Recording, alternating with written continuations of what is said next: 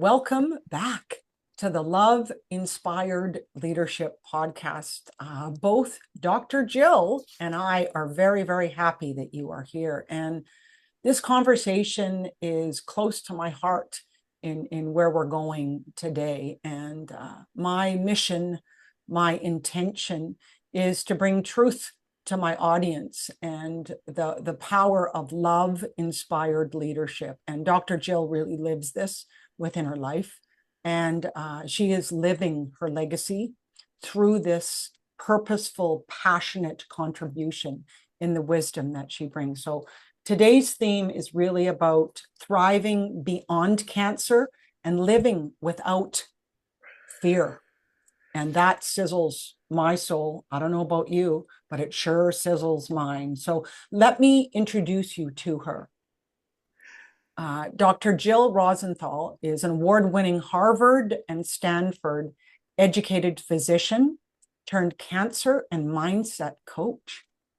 She's a best-selling author and founder and CEO of Release It.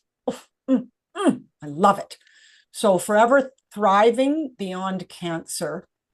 And Jill helps women who are living with or beyond cancer and carrying the emotional aftermath of that journey and shift from stress, fear, anger, resentment, doubt, uncertainty into a life where they can release the cancer identity and truly thrive in life, no matter what stage of life they're in, no matter what status they live by or prognosis. So if you're a woman who's walked through cancer or even trauma, you are wondering how to find your new normal, how to discover who you are, how to breathe again without the constant fear, how to navigate through that stress, that burnout, that caregiving. This episode will be the key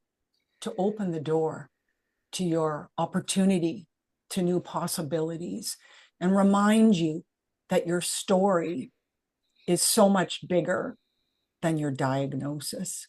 So, Dr. Jill, you and I speak the same language. When I was reading who you are and what you stand for, I went, ooh, I want her. I want to talk with that woman. So thank you for saying yes to be on my podcast. I'm very honored. And let's start this segment. You know, you went from medicine to mindset, from survival to thriving. So can you just take us back? You know, my father was a doctor. My mother was a nurse. I really understand who you are. So take us back. What led you from that traditional into this really powerful, focused work on cancer and mindset coaching for women? Yeah. So if we go back about, well, really going back even 12 years, I practiced medicine for 35 plus years. And I knew, I knew everything I needed to know about taking care of people from the medical point of view and a lot from the emotional point of view. That was kind of my brand even then. My patients knew I cared about them. But I was doing it all until it all tried to kill me. And I was busy. I was a caregiver for my husband who had Alzheimer's disease. I was raising a 16-year-old.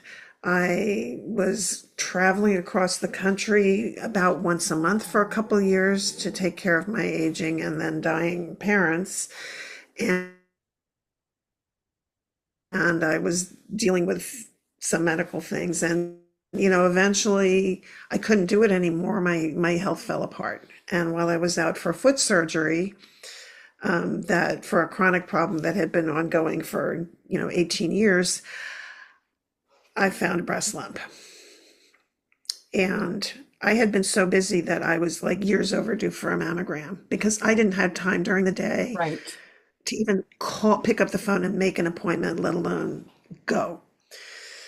And so I got on the breast cancer train. This was in February of 2018. And eventually, I had surgery, radiation, chemotherapy, and eventually I had a disability retirement because I couldn't go back to practice medicine the way I wanted to and would have needed to. And during that time, I became certified as a coach.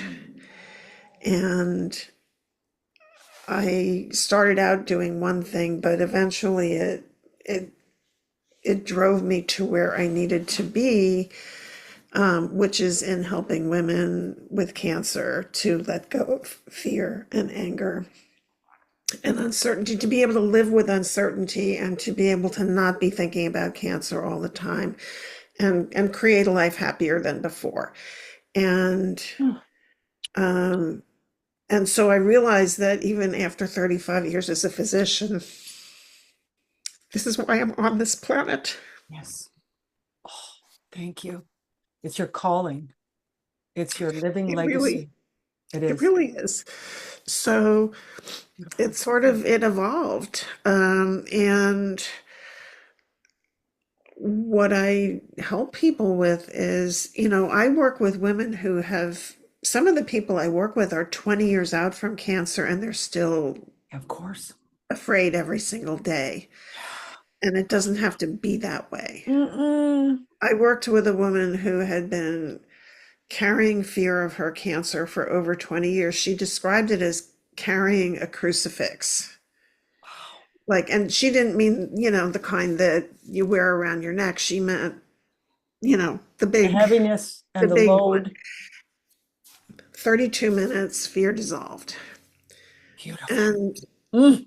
so, like, you can let go of these things if you know how and you have the help with it.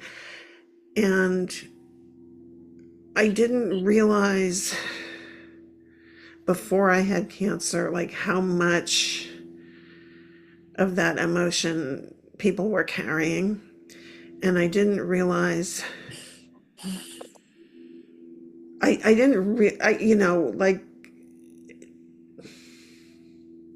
when you get a diagnosis of cancer, it's like a meteor crashing into your world. And it turns out that it's not just a medical thing. It just, there's a mushroom cloud and it just takes over every part of your life and it affects your work, your career, your relationships, Your health, your your family, mindset, I mean, your family, every it, relationship, every decision, everything. Yeah. everything. And so it really paralyzes people. And so that's what I do. I help them let go of all of that. So that is so beautiful. And I just want to pause in this moment and let the audience know this is a sacred moment. So this moment is for you if you just got diagnosed, if you're going on the journey, if you're 10 years out, you're 20 years out, and or you are the caregiver of someone. I'm the caregiver of someone. Yes. Last year And and a that's half. important. Yeah. And the truth is, the caregivers need this information we're going to bring to. They And when I do. cry, this is tears of love, because when we have the honor of supporting someone going through cancer, we cannot know the thought process, but I know every single day for him, it is on his mind constantly, and Yeah. it's the fear that is prostate cancer. It's the Mhm. fear of it coming back every day. Every PSA test is like, it's like being on the edge of the cliff. Am I going to fall off? It changes your life, and I want to say that um, what you bring is such a gift from God. This is your zone of genius because you so intimately understand the journey that these people, not only, I know you focus on women, but I'm praying at this moment that you're going to give me some answers that I can take back to my friend who is Yeah. suffering. 2 years out here, and radiation is over. The hormone therapy just takes the life out of you. I'll just tell you, he just finished that, and his life is nothing what it was. And so Yeah. can we just go to the place that you contribute in regards to supporting people to release this cancer identity and actually figure out how to truly thrive in their life again? Can we just go to the center core of what that is right now? Yeah. Yeah. So the thing is that, and I will say to you as a caregiver, one of the things to cancer, like many things, it's one of those things that it's hard to understand unless you've been there, right? And caregiving as well. And I took care of my husband for over 16 years, and he passed away in late August. So it's coming up on 7 months.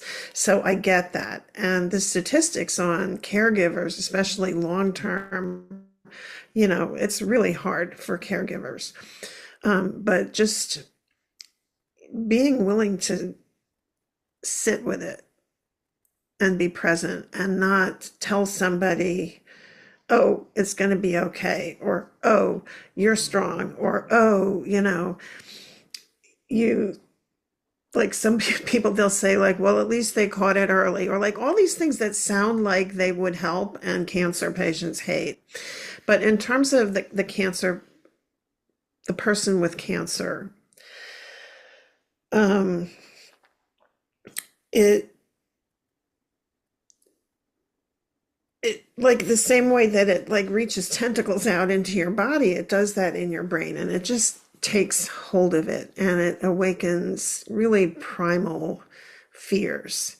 And there's a profound sense of isolation that happens to people with cancer. Mm. Other chronic severe illnesses also, but cancer for so long had this stigma attached to it. I mean, you didn't even tell anybody, or they would say Yeah, the C word, right? yeah, They and wouldn't.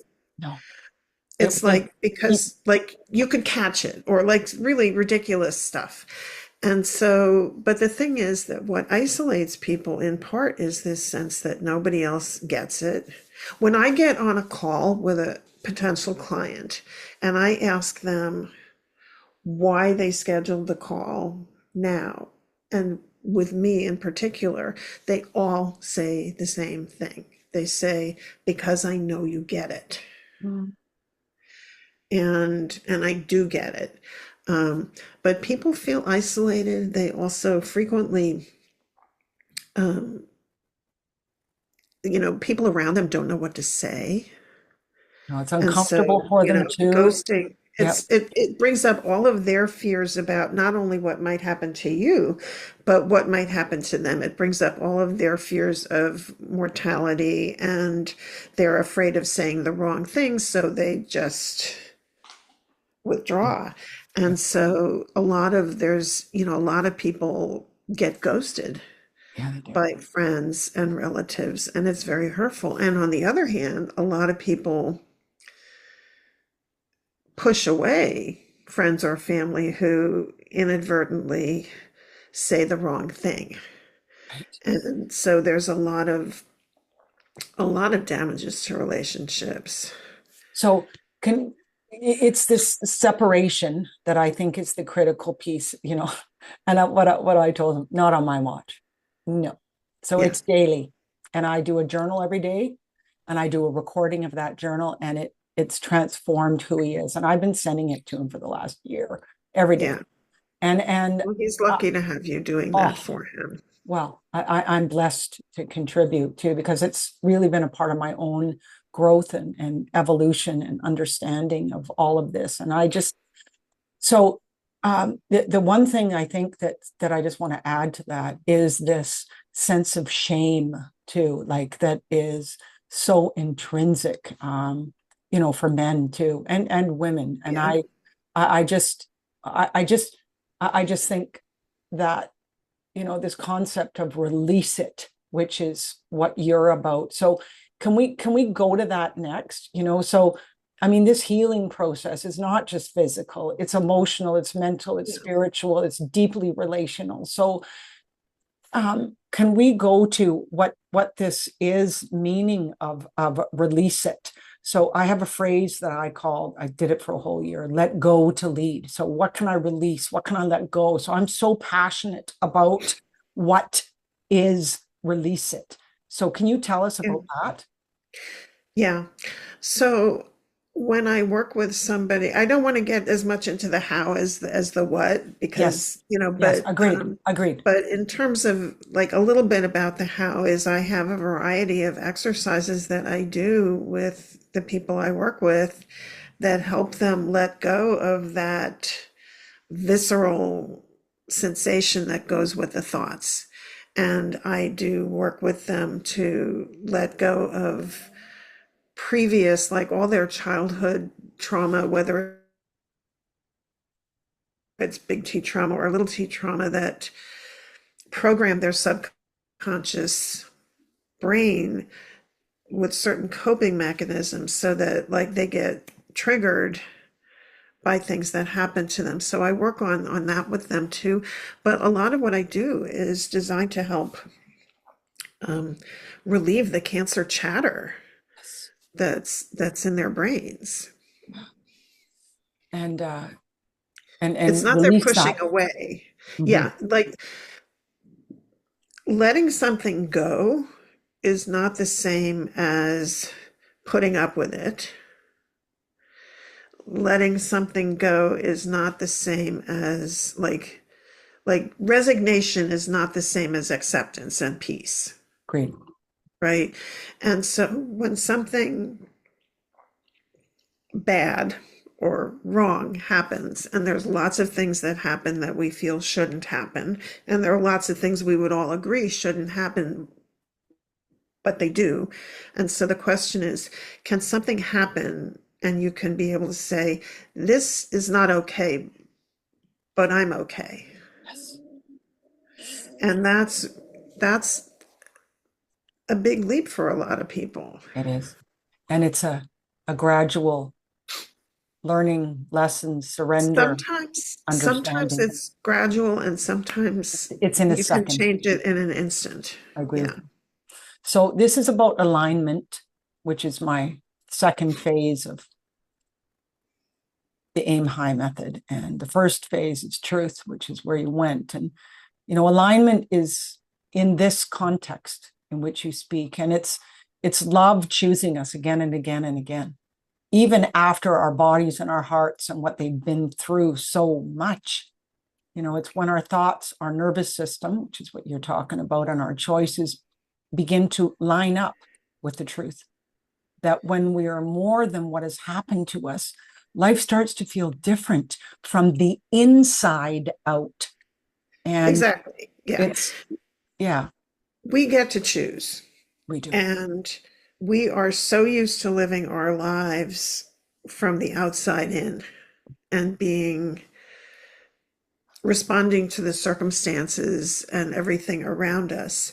And in order to do this emotional healing work, you have to you have to be able to go from the inside out. And so most people never even they're just living their lives, right? Most people don't ever get the opportunity to stop and think about what are my priorities? What do I really want to be doing? Why am I here on this planet? And, I'm sorry that I got cancer. I'm sorry your friend I'm sorry anybody got cancer.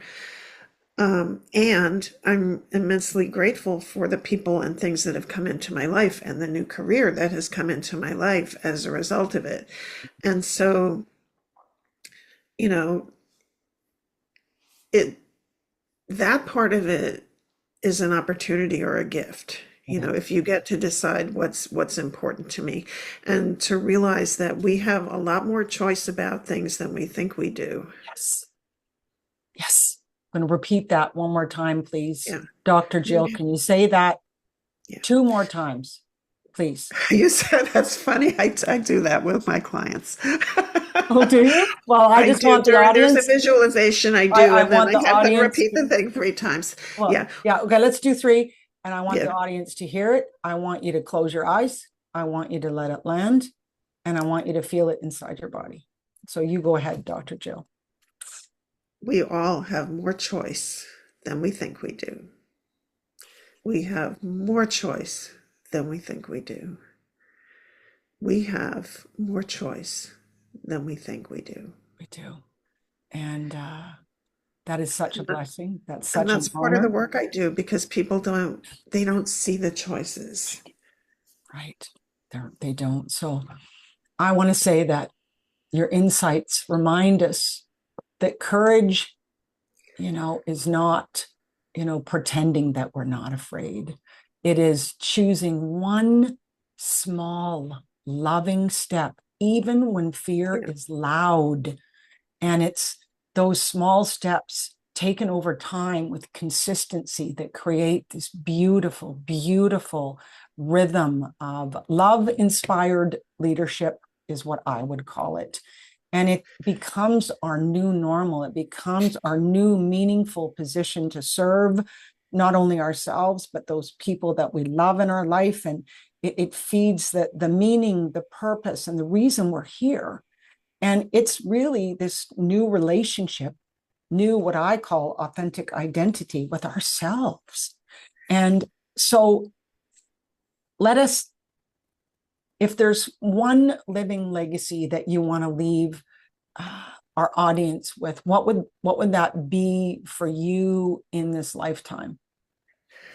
Um, for me, my legacy is that I believe that every woman, every person really who is facing or has faced cancer deserves to live a life free of fear and anger and anxiety, and they get to create a life that they want no matter the stage or status or prognosis of their cancer. I have clients with stage 4, metastatic cancer, and they can still be thriving. Yes.